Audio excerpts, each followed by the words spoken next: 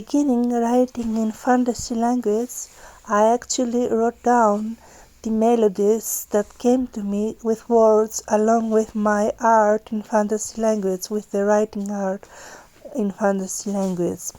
Here are some notes from the early start of my art and sounds.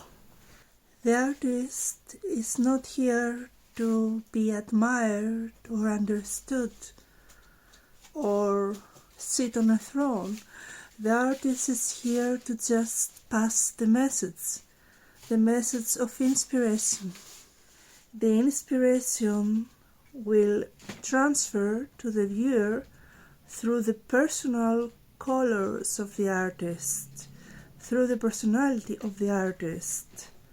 So the artist has to do a lot of work in order to transmit as purely as it can the message of inspiration, but always still the inspiration will have the personal flavor of the artist.